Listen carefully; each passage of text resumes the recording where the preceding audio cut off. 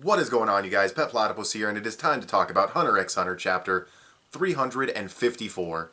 First, I'll go into the technical aspects of this chapter. In terms of artwork, it was fairly consistent throughout. There were a couple of panels that were a little sketchy, like I noticed when Hisoka was kind of looking around and it was like a zoom in on his eyes. Both of those panels looked a little sketchy and a little roughly drawn, which is kind of weird because I think that'd be a very easy panel, but whatever. But for the most part, everything looked good. You know, some of the crowd shots of them around Hisoka and him beating them up, they look a little sketchy, but it's okay because if they're drawn more simplistically and you leave more detail to Hisoka, it kind of makes it look a little cleaner, if that makes sense. Like there's a shot where Chrollo's going through the crowd and you see Hisoka behind him, and everybody around the two of them is not very detailed. They're not colored in at all, but it allows it to look a little bit less cluttered because you have where Chrollo is focused and where Hisoka is in the background focused, and then everything around them is kind of less detailed so that they're in the center. So by detailing those couple of panels a little bit less, it makes what the focus is stand out a little bit more. But with that being said, there are still a couple of sketchy panels, so the art all around is pretty good. Then you have the story progression, which is pretty much non-existent during fights like this.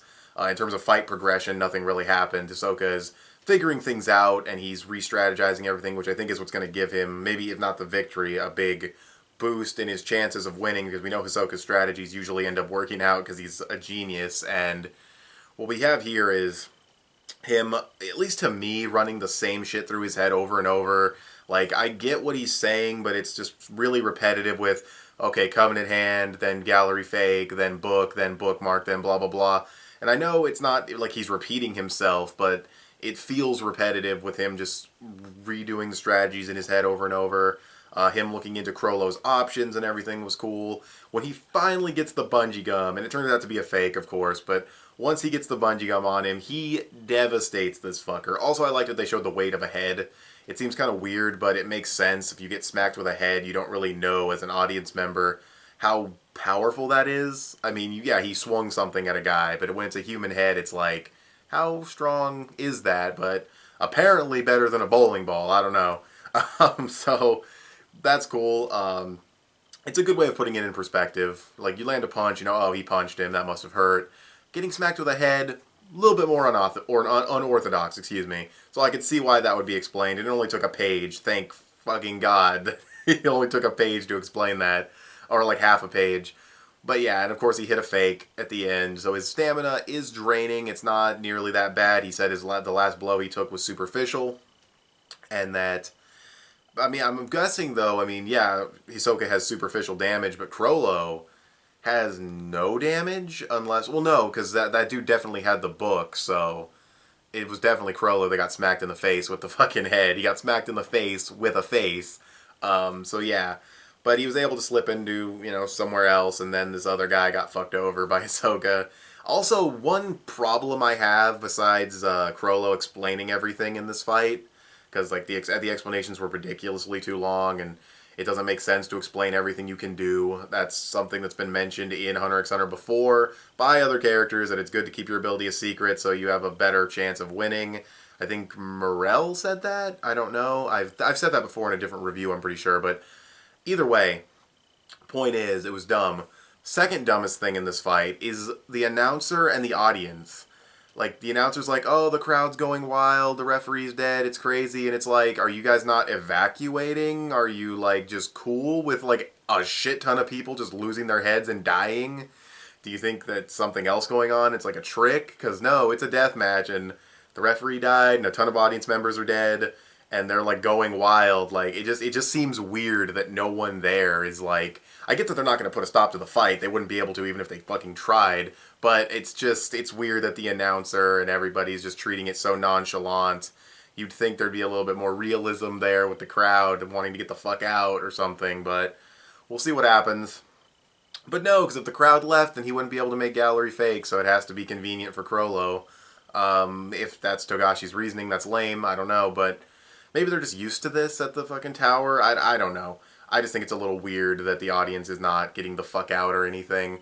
So yeah, that's pretty much the chapter, though. The strategy usage here is still good. The last moment where Hisoka, even though it was a fake, it was badass when he smacked it in the back with the head, then smashed it into the ground with the bungee gum. He just went total savage. Had that been Chrollo, he would have been pretty seriously injured. So Hisoka definitely just needs that chance, which is one of Hisoka's key things about him is he just needs that one chance. And I feel like that's how this fight's going to end. I don't think it's going to build up some big, crazy finishing move or anything like that. I really do think it'll be an abrupt, like, oh shit, my strategy just failed, he outsmarted me, boom. Dead or seriously injured to the point where they can't fight anymore, because again, I don't think anybody's going to die in this fight, well, aside from the audience and the referee and probably the announcer at some point. But yeah, it was good. Hopefully this fight can finish before Togashi goes on another hiatus. If this fight doesn't finish before he goes on another hiatus, holy shit.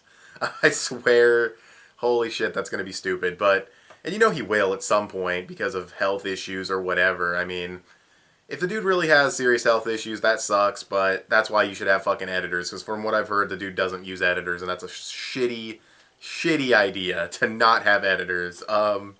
And people to help him with background art and just help him in general. That's a horrible idea. So hopefully he does decide to incorporate other people into his work.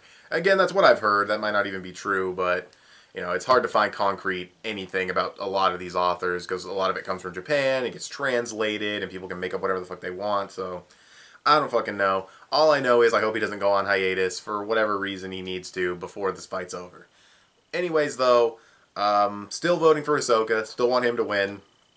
We'll see what happens. And yeah, it was a good chapter. I'd probably give it like a 7.5 to an 8. I didn't really have too much problems with the strategy. Like I said, it is a little repetitive hearing Hisoka be like Covenant Hand and Gallery Fake and Bookmark and blah blah over and over. Even if it isn't not really different context, but he is like rearranging the words and thinking of different strategies. I like the part where he figured out the options. Like he's like, oh, he could do this or this, and if he does this, then he has this and this option. That part was pretty good.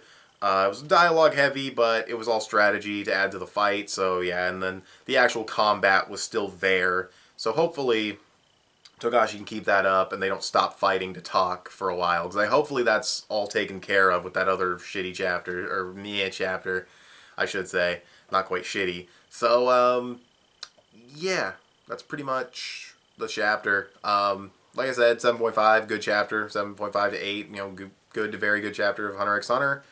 Not really any serious problems with it that I can think of that's outside of what I already said, so yeah, I'll probably stick with the 7.5, the good. So, what did you guys think of this chapter of Hunter x Hunter?